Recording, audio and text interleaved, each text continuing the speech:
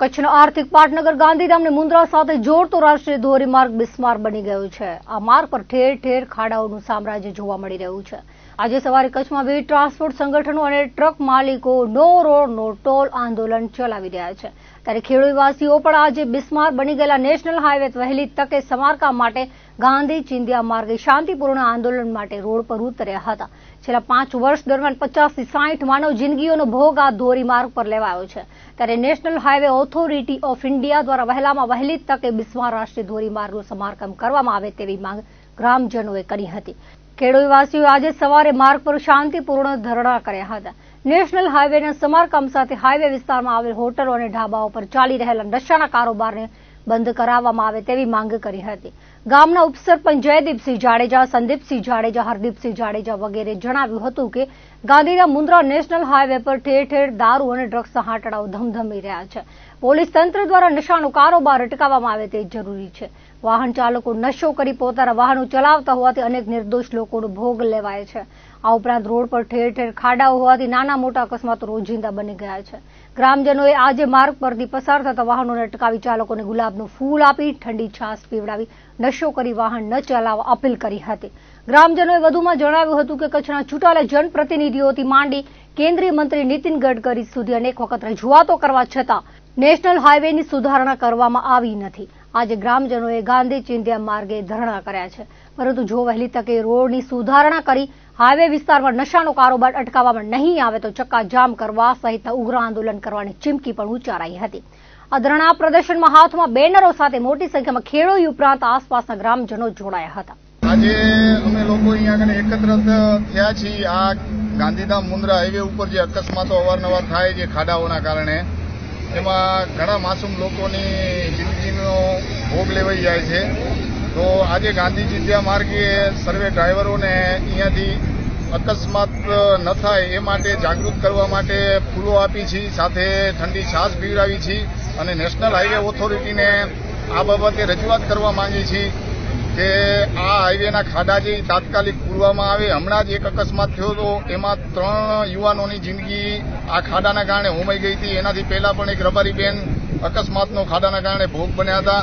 અવારનવાર નાના નાના અકસ્માતો એ રોજિંદા બન્યા છે, તો જેને કારણે તાત્કાલિકથી નેશનલ હાઈવે ઓથોરિટી દ્વારા આ હાઈવેનું સમારકામ કરવામાં આવે, જેથી માસૂમ લોકોની જિંદગીનો જે ભોગ લેવાય છે અને નાના અકસ્માતો કે મોટા અકસ્માતો થાય તેનાથી લોકોનો જીવ બચાવી શકાય। અમે આજે આ નેશનલ હાઈવેની બિસ્માર હાલત છે રસ્તાની, એના વિરોધ કરવા માટે અહીંયા એકઠા થયા છે ગ્રામજનો બધા। છેલ્લા 5 વર્ષથી આ રોડ ઉપર અમારા ગામના આજુબાજુના ગામના ટોટલ 50 થી 60 જણાનો ભોગ આ રોડે લીધો હતો। એના સિવાય આ રોડની હાલત અત્યારે એટલી ખરાબ છે કે અહીંયાથી અંજાર જવું હોય અમારે તો જાણે કોઈ યુદ્ધમાં નીકળ્યો એવું લાગે છે। ઘરવાળાને પણ એવી ચિંતા રહે છે। અમારા બાળકો અહીંયા બાજુના ગામમાં શાળામાં ભણે છે, તો બાળકો જ્યાં સુધી ઘરે ના આવે ત્યાં સુધી લોકોનો જીવ વધારો હોય છે। અને બીજી વસ્તુ, રસ્તો તો ખરાબ છે, સાથે સાથે અહીંયાની હોટલોમાં લગભગ અત્યાર સુધી તો દારૂ સાંભળ્યું, હવે તો ડ્રગ્સનું વેચાણ પણ થાય છે। એટલે ખાસ કરીને અહીંયાની પોલીસને એ અમારી વિનંતી છે કે આ નશાનો કારોબાર અહીંયાની હોટલોમાં બંધ થવો જોઈએ ખાસ કરીને।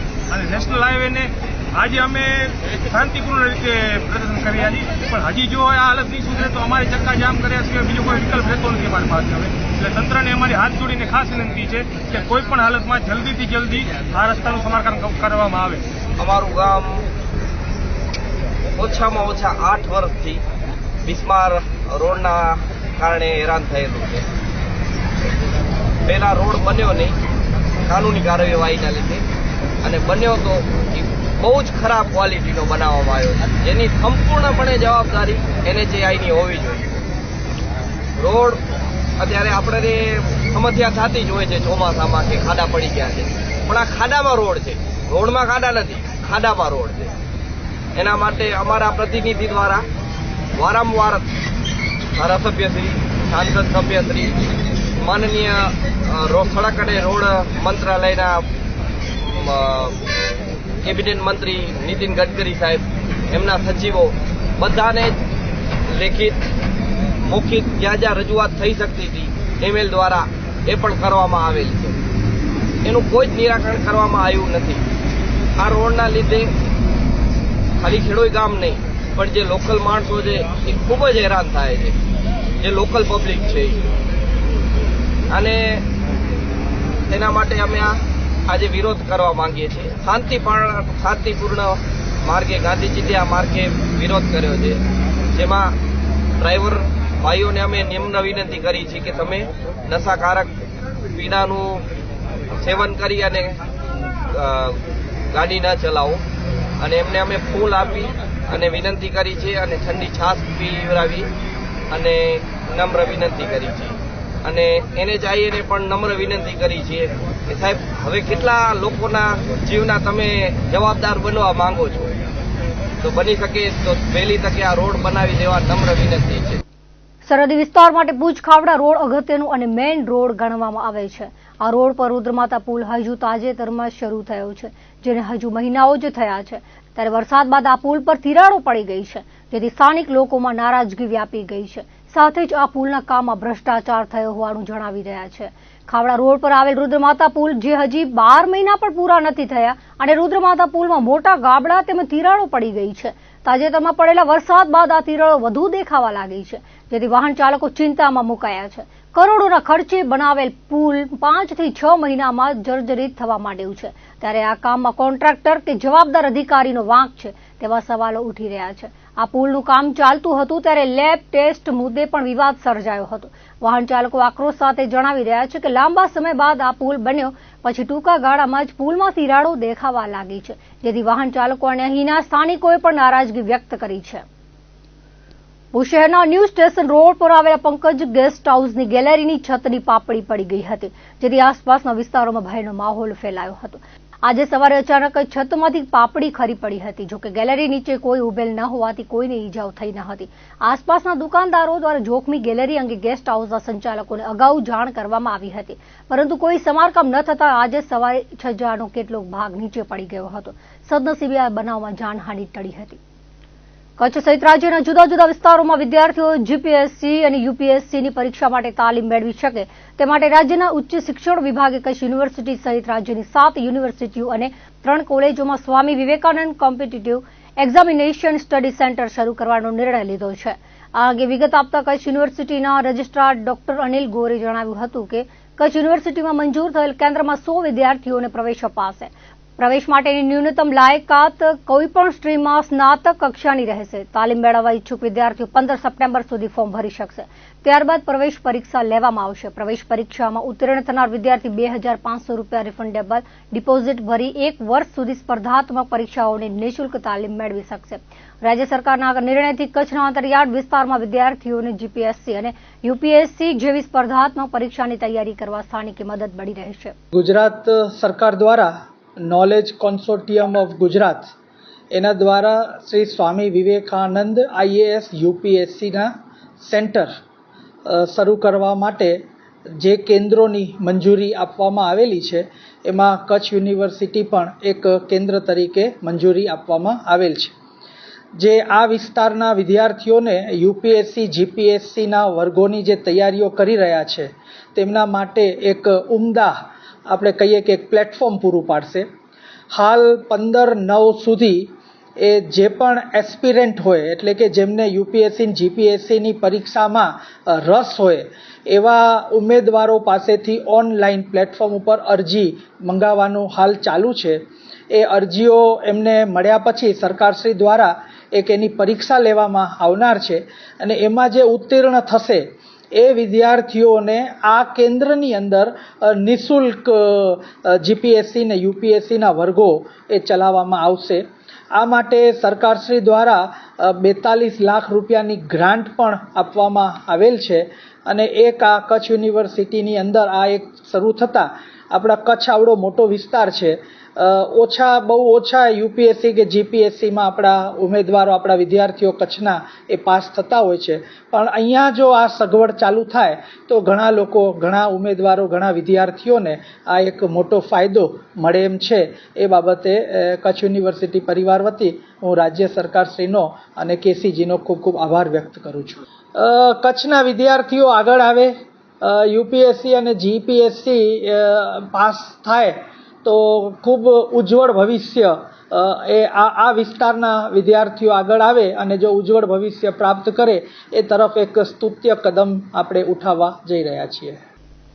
ઓલ ગુજરાત આશા વર્કર અને આશા ફેસિલિટેટર સશક્ત સંગઠન દ્વારા જિલ્લા કલેક્ટરને આવેદનપત્ર પાઠવવામાં આવ્યું હતું, જેમાં જણાવ્યા પ્રમાણે આયુષ્યમાન કાર્ડ, પાન કાર્ડ, આભા કાર્ડ બનાવવાના કાર્ડ દીઠ ₹10નું ચૂકવણું અમને માન્ય નથી. આયુષ્યમાન ભારત કાર્ડ ₹10, આભા કાર્ડ ₹10 વ્યક્તિ દીઠ જાન્યુઆરી 2021 થી 2025 દરમિયાન તમામ આશા વર્કર બહેનોને ચૂકવણું કરવામાં આવે. ટેકો એન્ટ્રીની કામગીરી કરવા તૈયાર છે, પરંતુ દરેક આશા વર્કર પાસે પોતાનો મોબાઈલ નથી. અમુક આશા વર્કરને એન્ટ્રી કરવામાં અગવડ પડે છે. દરેક જિલ્લામાં આશા વર્કરને મોબાઈલ ફોન આપવામાં આવે. HBYCની ટેકો એપમાં એન્ટ્રી કરવામાં હાલ ઓફલાઈન કામગીરી કરવાના વિઝિટ દીઠ ₹50 છે, તે વધારીને વિઝિટ દીઠ ₹200 કરી આપવામાં આવે. દરેક PSC અને USCમાં બહેનોને મળવાપાત્ર ઇન્સેન્ટિવ કયું આપવામાં આવે છે. અમુક PSCમાં આશા વર્કરને જાણ કરવામાં આવે છે, જ્યારે અમુક PSCCમાં જાણ કરાતી નથી, જે સુધારો કરવો જોઈએ. તે રીતે અમુક તાલુકામાંથી PHC અને UPSCમાં આશા વર્કરને વધારો ઇન્સેન્ટિવ 50%ના બિલ તૈયાર કરી ગ્રુપમાં મૂકવામાં આવે અને ખાતામાં 1 થી 1.5 મહિનો થાય છે ત્યારે જમા થતા હોય છે. જો સુધારો કરવામાં આવે તો ટેકો એન્ટ્રીની તાલીમ તેમજ તાલીમ સર્ટી આપવામાં આવે. ઇન્સેન્ટિવ ટાઈમ પર ચૂકવણી થાય તેવી વ્યવસ્થા આશા વર્કરને 5 વર્ષ પૂર્ણ થવા આવ્યા છે, પરંતુ TBના અમુક PSC UPSCમાં ચૂકવણું થયેલ નથી, જેથી તેનું ચૂકવણું તાત્કાલિક કરવામાં આવે. એક સરખા ઇન્સેન્ટિવ પત્રણ અને કાયમી કરી લઘુત્તમ વેતન આપવામાં આવે તેવી માંગ કરાઈ હતી. ઓછો પગારમાં નથી અમને માનદ વેતન. એક દિવસનું જે મહેનતાણું જે કામ કરવા જાય છે, ખડિયા કામ કરવા કે કપડા વાસણ કરવા, એનાથી પણ અમને સાવ ઓછું છે. અને કામ કરી તો રોજ દિવસ ઉઠીને નવું કામ આશાઓને નાખે છે, આશાઓના કામમાં એડ કરે છે. અને અમે ડોક્ટર થોડી છીએ. હાલમાં તો અમને એમ કહેવામાં આવ્યું છે કે જે નંબર ચેક કરાવવા જઈએ ને, બધાની ઘરે ઘરે જઈને આઈ ચેક કરો, આંખું ચેક કરો કે કોને કેટલા નંબર છે, અને એ લોકોને તમે જીકેમાં કે અર્પણમાં મૂકો. હવે એ કામ આશાનું છે. આશાનું જે મેઇન કામ છે ને, તો અમને કરવાના ટાઈમ જ નથી મળતો. માતા મરણ થાય તો પછી અમે અટકી, બાળ મરણ થાય તો અમે અટકી, પણ માતાને બાળકની જે સંભાળ છે એ કરવાનો તો ટાઈમ જ નથી મળતો. એક્સ્ટ્રા દિવસ સુધી નવા કામ જીત્યા કરે છે. અને આટલા બધા ઓનલાઈન કામ આટલા પગારમાં કોણ કરશે? આટલા પગારમાં તો આટલું કામ થાય જ નહીં, કોઈ હિસાબે શક્ય જ નથી. પણ આશાઓની સરકાર શું સમજે છે અને આશાઓનું કંઈ સાંભળતી નથી. તેના માટે અમે અહીંયા કલેક્ટર ઓફિસમાં આવેદનપત્ર આપવા આવ્યા છીએ. આદિપુર પોલીસ સ્ટેશન વિસ્તારમાં 3 ગામો આવેલા છે, જે ગામોમાં અંતરજાળ સિણાઈ માથકનો સમાવેશ થાય છે. જે ગામો પોલીસ સ્ટેશનથી અંતરજાળ 4 કિલોમીટર, સિણાઈ 6 કિલોમીટર, માથક 12 કિલોમીટર દૂર આવેલા છે, જેથી સિણાઈ ખાતે ગ્રામ્ય ચોકી બનાવવામાં આવી છે. અને આ ગામોના આજુબાજુ અવાવરૂ જગ્યાઓ આવેલ છે, જે જગ્યાઓ પર કોઈ બનાવ ન બને, જેથી 16 CCTV કેમેરા લગાવવામાં આવ્યા છે. તે કેમેરાઓનું કંટ્રોલ પોઈન્ટ પોલીસ ચોકીમાં રાખવામાં આવ્યું છે, તેમજ વાઈફાઈથી કનેક્ટ કરી પોલીસ સ્ટેશન PIની ચેમ્બરમાંથી જોઈ શકશે. આદિપુર ગ્રામ્ય પોલીસ ચોકીનું ગાંધીધામના ધારાસભ્ય, પૂર્વ કચ્છ SP સહિતનાઓની ઉપસ્થિતિમાં લોકાર્પણ કરવામાં આવ્યું હતું. આ ઉપરાંત ગાંધીધામ આદિપુર PI PSI સહિત આગેવાનો સહિત અધિકારીઓ ઉપસ્થિત રહ્યા હતા. નખત્રાણા તાલુકામાં ભારે વરસાદ થતા મોટા ભાગના તળાવ ઓગની ગયા છે, ત્યારે બાંડિયા ગામનું ઐતિહાસિક વાઈ તળાવના વધામણા કરાયા હતા. શુભ ચોગડીએ વરસતા વરસાદ વચ્ચે ગાતે ધામધૂમથી આ તળાવને વધાવવામાં આવ્યું હતું. ગામના ટીલાટ કીર્તિસિંહ જાડેજાએ સરોવરના ઉવારણા લીધા હતા. શ્રીફળ, ચુંદડી, પ્રસાદ લક્ષ્મીજીની પધરામણી તળાવમાં કરી હતી, જેને તરવૈયાઓએ છલાંગ લગાવી શોધી લાવ્યા હતા. તેઓને રોકડ પુરસ્કાર આપીને નવાજવામાં આવ્યા હતા. બાંડિયા વિસ્તારમાં ધીંગી મેઘકૃપાથી ખેડૂત માલધારી વર્ગ ખુશખુશાલ છે. આ પ્રસંગે સરપંચ સહિત ગામના આગેવાનો બહોળી સંખ્યામાં ઉપસ્થિત રહ્યા હતા. ભાદરવા મહિનાના મધ્ય ભાગે કચ્છમાં વ્યાપક વરસાદ થયો હતો. બંગાળની ખાડીમાં સર્જાયેલ ડિપ્રેશનની અસર તળે રાપરથી માંડી લખપત સુધીના વિસ્તારમાં ભારે વરસાદ ખાબક્યો હતો. વરસાદના પગલે રોડ, રસ્તા, વીજ માળખા સહિત સાર્વજનિક સુવિધાઓને મોટું નુકસાન થયું હતું. તો બીજી તરફ કચ્છના રણ વિસ્તારમાં ખાબકેલા વરસાદ, ભારે પવન અને જળભરાવના કારણે ઔદ્યોગિક ક્ષેત્રે પણ નુકસાન થયાના અહેવાલ પ્રાપ્ત થયા છે. શનિવારથી સોમવાર સુધી કચ્છમાં મેઘરાજાએ ધબધબાટી બોલાવી હતી. કચ્છ ઉપરાંત સૌરાષ્ટ્ર, સાબરકાંઠા વિસ્તારમાં પણ ભારે વરસાદ થયો હતો. કચ્છના નાના રણમાં વાગડના વરસાદ ઉપરાંત રાજસ્થાન અને રાધનપુર વિસ્તારમાં થયેલ વરસાદનું પાણી ભરાતા રણ વિસ્તારમાં નમક ઉદ્યોગને ભારે નુકસાન થયાની ભીતિ સેવાઈ રહી છે. કચ્છના પ્રવેશ દ્વાર એવા સુરજબારી વિસ્તારથી માંડી નાના રણ, ખાવડા સરહદી વિસ્તાર અને લખપતના છેવાડાના વિસ્તારોમાં કાર્યરત નમક, બ્રોમાઇન સહિતના ઉદ્યોગોને નુકસાન થયું છે. પૂનમના દિવસો દરમિયાન દરિયાઈ ભરતીના કારણે સુરજબારી વિસ્તારમાં મીઠાના પાડા ધોવાયા હતા. ભરતીના પાણીમાં વરસાદી પાણીનો વધારો થતા છેક રણ સુધી પહોંચી ગયેલા પાણીથી નમક ઉદ્યોગને નુકસાન થયાનું જાણવા મળી રહ્યું છે. લખપત હાજીપીર વિસ્તારમાં આવેલા ઔદ્યોગિક એકમો, ખાવડાના RI પાર્ક અને પૂર્વ કચ્છના નમક સહિતના ઉદ્યોગને મોટો ફટકો પડ્યો છે. તો દર્શક મિત્રો હતા ત્યાર સુધીના કચ્છ ઉદય ટીવી સમાચાર. ફરી મળીશું નવા સમાચારો સાથે, નવી અપડેટ સાથે. ત્યાં સુધી મને રજા આપશો. નમસ્કાર.